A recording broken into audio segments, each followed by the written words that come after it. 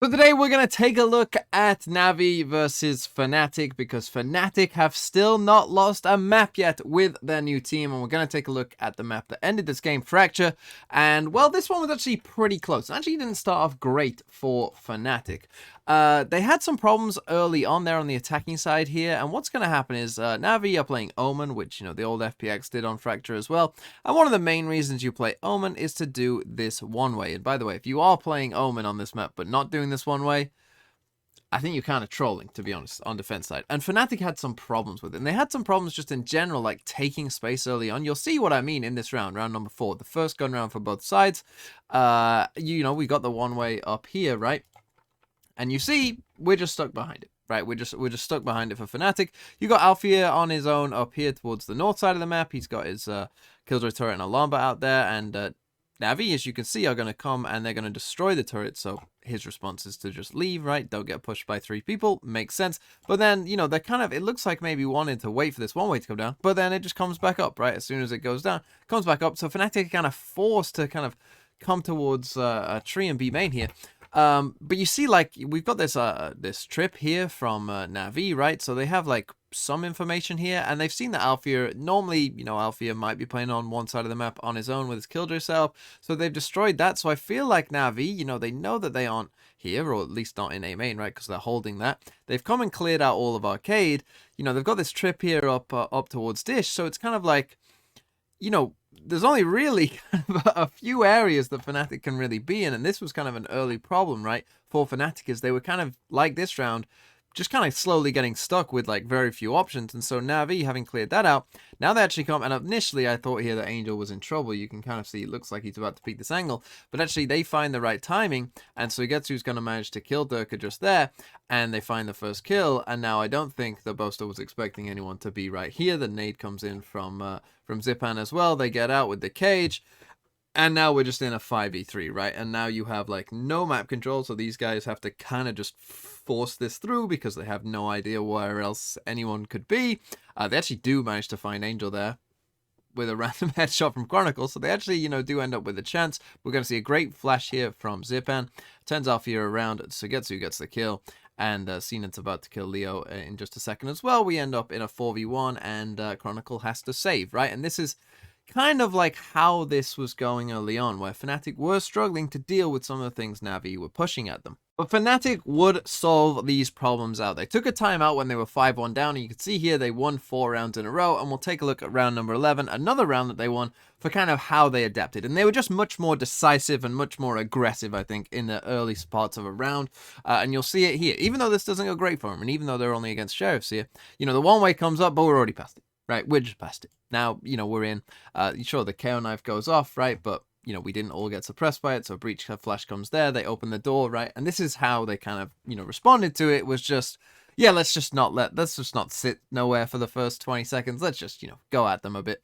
And even though Durka does lose that fight, and the rest of Fnatic kind of do eventually retreating here, again, it is more decisive in terms of what they wanted to do, right? They're much quicker in kind of, coming back towards B main here. And Suigetsu's actually about to pop his Viper's Pit as, Fnatic start to come down B main. There goes that pit. And, this obviously causes them some problems here, Fnatic. But they do just about manage to find a plant spot outside of the pit.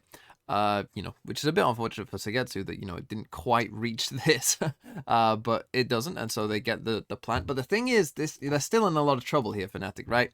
Because they don't have much, basically their control is probably about this circle and on the site where they are just here. That's not really great, when you've got this threat. Obviously, Suigetsu is a massive threat at any point coming through this pit. Obviously, you've got the pressure from here, and maybe there's even, going to be pressure coming down here, if time goes best. Of course, Fnatic don't know that. So they come up with this good idea where we've got Breach Ult, let's just Breach Ult spawn and push spawn, right? We know Suigetsu's going to be a massive headache, and we don't really want to push into a Viper's Pit, when, he's got a stinger in this instance, so, that doesn't sound like a great time necessarily. So when they come, they Breach Ult the spawn, they go for this amazing little Brim Ult off the back of it as well. Cena dies to that, they get you know, most of the kills. Sugetsu still is a problem, right? Because as they're still kind of pushing forward, obviously Sugetsu's now coming behind them from his Viper Spit, but Leo is aware of that, and he's going to just turn around and find that kill just there. So we end up with Xiao in a 1v2, but Chronicle is going to end it, and you just see again, like, you know, just much more decisive. Everything in that round was very decisive. We're going to beat the one way. Okay, Durka died.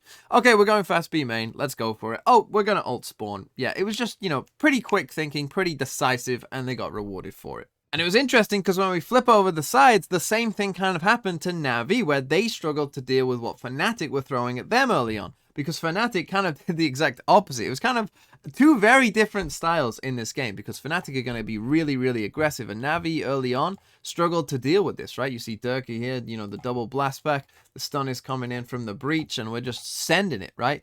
And they struggled a bit, right? Cena gets hit by the stun, you know, Xiao now, they send in a flash as well, we get the trade. You know, all of a sudden it's a 3v4 here, right? And Fnatic are feeling pretty good about where they are. Navi here, they're just going to decide to, you know, come back towards Arcade and go towards this B site. But Fnatic kind of read it. They clear out B main here with the breach and the brim. And, you know, the Prowler sees that Navi are here. So, you know, they kind of get the read. And, you know, I mean, we're properly, you know, just thunder stomping around here, Navi. So, you know, we have 3 players just here, whilst we, you know, just got Alf here with his turret and a Lombot there on A. So, you know, he's feeling pretty confident that, you know, he'll have the information just there. And so we get to keep 3 people here. You're going to see a KO knife comes in as well, which does, I think, suppress all 3 players. And so, you know, they know that 3 are alive. So Navi decide to, okay, let's just take it a bit slowly. And I think what's going to happen here is Angel is going to try and, I think, be like the distraction, right? As these guys kind of come underneath. And, you know, come up B main. I think he's going to try and be a bit of a distraction here and, you know, try and cause a bit of chaos and, like, everyone, hey, look at me, I'm in tower, look at me, whilst, you know, people are coming up B main, but ultimately it doesn't come to much for them as Fnatic just kind of sit behind the Viper wall, and Boaster's kind of just tucked in this little corner. Does go 1-for-1 just there, and we end up in this 3v2. And Fnatic, you know, they're going to do a nice job here and not going too fast before Alfia kind of gets there. You see, you know, Alfia is kind of here now, so now Chronicle is kind of ready to take this swing, because even if he loses that fight, right, Alfia is kind of in a good position to trade. So this is good by these 3 here, right? Just waiting for your teammate. Play a 3v2. There's no point in playing a 2v2 when you're in a 3v2. And, well, we end up in this 2v1. Again, we swing together. It's good by Fnatic. They seem really, really good at this stuff, you know, considering they are, you know, a new team. This kind of stuff just seems like above everyone else, to be honest, right now. And Fnatic win the round.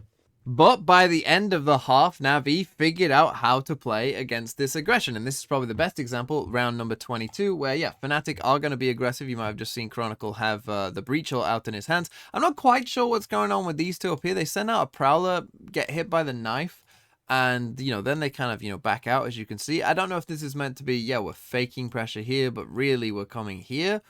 I'm not quite sure if they thought, you know, now that they're suppressed, you know, there's no real point to it because they might get pushed or whatever. I'm not quite sure. But either way, you know, these guys are going to still come for their plan here with the ult and the boombot coming out. There's 3 of them here, but Xiao manages to get a 1 kill just there. Chronicle does trade it back, but this is the thing, right? Navi, they kind of, as I said, figured it out, right? Look, we smoke this off, right? So that we can't, you know, be pushed here from as easily. And, you know, we've kind of, as a 5, we're kind of spread out across the top of the map. So we're ready for this aggression because there's nothing that can hit everyone, right? There's nobody of util that can, you know, hit everyone across all of this. And that's going to play out, right? And if you are, you know, struggling in your rank games against someone being very aggressive against you, this is how you kind of deal with it, right? You play as a team, you come to like a big area like this, right? And you wait for them to push you and you use your util like this, right? We put up a cage, we put out this nade, right? The round is going to be won and lost here, right? So it's no good saving your util. You might as well use it now. The nade does get 1. Zipan gets that kill there because not everyone can be stunned, and we're in a 4v2, right? So Navi, you can see the adaptation. They're dealing with it pretty well here, and yeah, from this point on, they're going to get that trade just there on Leo. We end up in a 3v1, and Alfia, you know, this can be a dangerous situation. You know, 3v1s can be lost, particularly in this kind of scenario where you don't know where this last player is.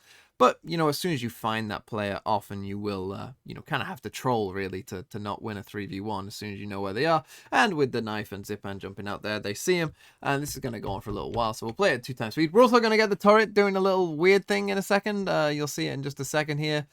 do that and shoot the floor. Don't know what's going on. You know, there's a lot of jokes about replaying the round and whatnot. But this game, you know, it was interesting, I think, just because of like this chess match of a team that was, you know, pretty aggressive and another team who was taking it kind of slow, and the two different styles. And, you know, it was interesting to see them kind of figure out what they wanted to do against each other. But it would all come down to round number 24, and we're going to see, again, pretty aggressive plan here by Fnatic. You see that they've got 4 players here, and just trusting Durka on his own. He's just going to take a quick little peek, but then come away from this on B. And we're going to see a big battle in towards A main here. So Fnatic in these last couple rounds, actually, this is kind of the pistol round idea that they were using against 100 Thieves, where we've got the turret here, just looking down there, and then you're going to breach stun or flash, or this time we're going to aftershock and combo it with a Brimble. Love this kind of stuff where, you know, it all looks the same, but it's slightly different. You know, just can cause some problems. So you see they got the little Viper Orb in here for Navi. Off the knife here, that might suppress Alfia. Not sure if he...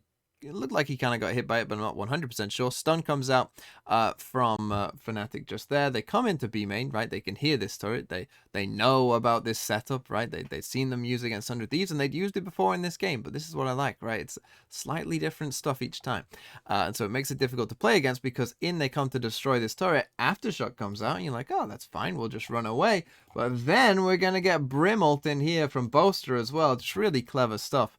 And Zipan, it looks like this corner is free, right? It kind of looks like that corner is free, but no, it's not. And so he dies just there, and we end up in this 5v4. So great start by Fnatic. Really nice little cool idea just there.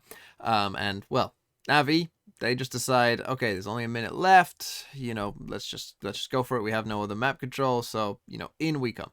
And what's going to happen is we're going to see a stun here, and Sugetsu is going to manage to beat the stun, but he's going to get sprayed down there by the 2. Xiao does manage to trade it back. Razult comes in, doesn't hit too much. We end up in a 3v4. Oma Flash comes out. Prowler comes out here from Fnatic. They're going to put a cage in here on Navi to cross, and they will get the sight, and they will get the spike down. But it's still very tough for them, because all of Fnatic are here now, right? Everyone's kind of here, and so they're ready to kind of do this fast retake, right? In comes the C's, in comes a nade, and everyone on Fnatic is here, and so it's very difficult for CNED just there, as he's getting, you know, kind of swung by multiple players, and for Angel just there, loses to Chronicle, and now we end up in a 4v1. Chronicle wins the fight, and Fnatic would win this map, and they still haven't dropped a map. They will play against Loud in the final. Should be a really, really good final. Loud have only ever lost 4 series as an org. 1 to Crew and 3 to Optic. And Fnatic with this new team haven't lost a map yet. So, yeah, this is going to be a pretty banging game.